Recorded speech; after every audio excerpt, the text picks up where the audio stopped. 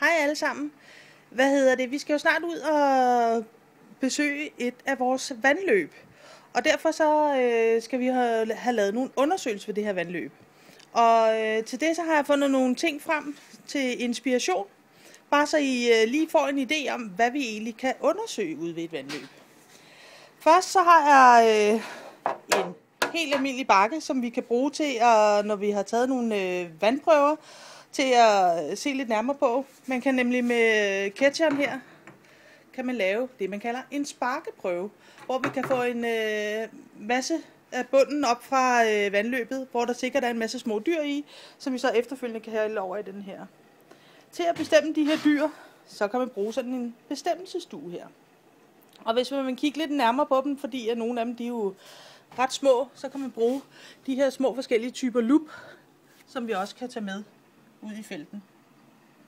Udover at vi selvfølgelig skal finde ud af, hvad for nogle dyr, der bor i vandløbet, så skal vi også finde ud af, hvad kvaliteten er. Og der kan vi jo bruge sådan noget pH til at bedømme, om vandet det er syre eller basisk.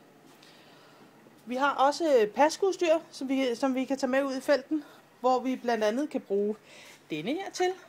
Og så kan man måle hastigheden på vandet, altså strømhastigheden.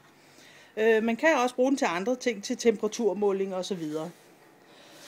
Spritten, eller etanolen, som vi tager med, det er fordi, at jeg tænker, at vi skal have lavet nogle små prøver. Så nogle af alle de dyr, som vi finder nede på bunden, dem kan vi putte i sådan spritholdig væske, og så kan vi kigge lidt nærmere på dem, når vi kommer hjem, hvor vi kan bruge stereoluppen eller mikroskopet til at forstørre endnu mere op.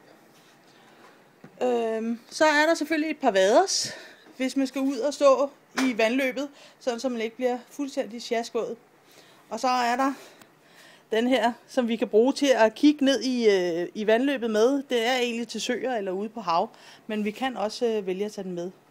Alle de her ting har jeg legnet op, for at I kan blive inspireret til, hvordan man kan lave sådan en vandløbsundersøgelse. Men vi ses så snart. Hej!